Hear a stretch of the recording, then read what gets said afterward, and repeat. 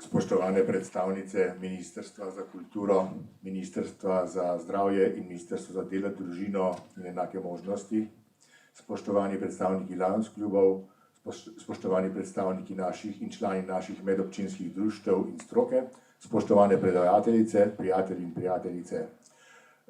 Hvala za tako velik odziv. Pravimo, da je naša moderna družba okulocentristična.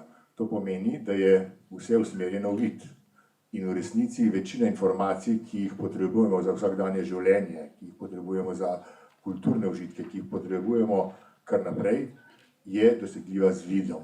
So napisani, so simboli, ki jih je treba prebrati ali prepoznati. Ko sem še študiral režijo, sem moral nekoč rekonstruirati predstavo, ki je nisem videl, monodramo Žana Cocteauja La voix humaine, človeški glas. Takrat je v Mariboru igrala Milena Godina, mati našega režiserja Karpa. In iz dokumentov sem razbral zgodbo in kaj se dogaja na odru.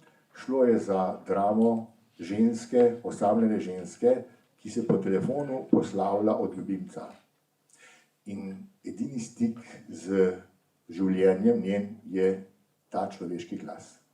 In ko ljubimec odloži telefon, ko prekine zvezo z njo, ko ji pove, da ne bosta več skupaj, se zanje življenje konča. Naredi samomor, tako da se zadavi z telefonsko žico. Človeški glas je za nas slepe in slabovidne strašno pomemben. Ampak mi verjamemo, da se življenje ne konča, tako kot je simbolno povedal Jean Cocteau za nekatere. Verjamemo, da je ta človeški glas z nami, da ga prejemamo, da prek njega prejemamo pomembne informacije. Ampak ljudje smo pravzaprav v nekaj zadnjih tisočletjih napisali na milijarde besed, na papiruse, na različne druge, na pergamente, v knjige jih natiskali, vklesali v kamen. In vse te besede so nam nedosegljive.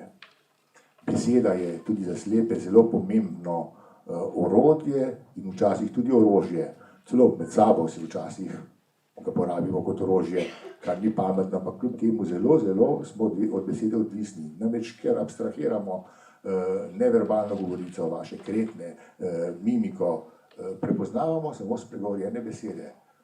Ampak seveda, vse te besede, ki nam jih vi poveste, videči, ali pa ki si jih sami med sabo povemo, so tiste, ki jih nam prinaša človeški glas.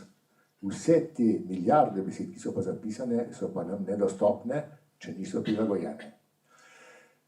In to je pomen te knjižnice.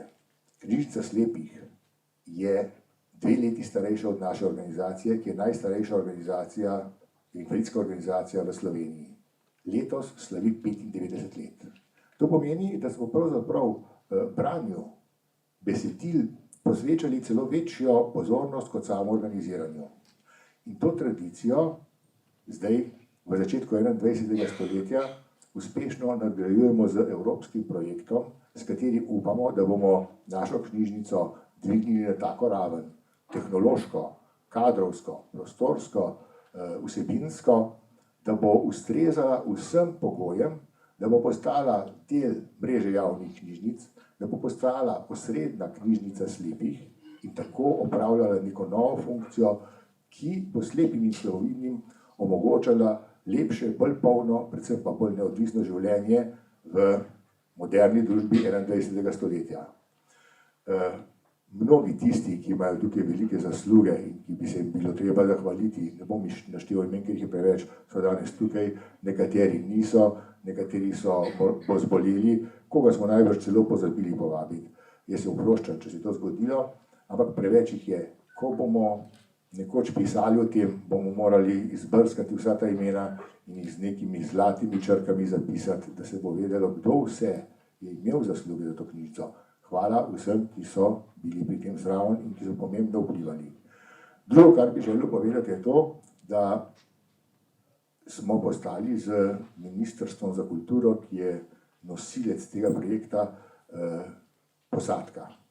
Da se počutimo, da smo skupaj na isti ladji, da ta ladja vsaj doslej uspešno pluje mimo vseh hčeri, ki jih ni malo, in da gre zasluga prav temu, da smo postali sodelavci, ki se dopolnjujemo, ki se včasih tudi majčkeno sprejemo, ker imamo različne poglede na kaj, ampak sodelovanje je odlično. In zaradi tega sem veliki optimist. Rad bi se zahvalil še vsem strokovnim sodelavcem in sodelavkam, ki bodo danes s svojimi referati javnosti povedali, kaj vse je pomembno za to, da bi bili slepi čim bolj neodvisno vključeni v to družbo, da ne bi bili strošek, ki si tega ne želimo, da bi bili konstruktivn in produktivn del družbe. To smo lahko, če nam družba daje možnosti. Hvala vam za vašo prisotnost in gremo k delu.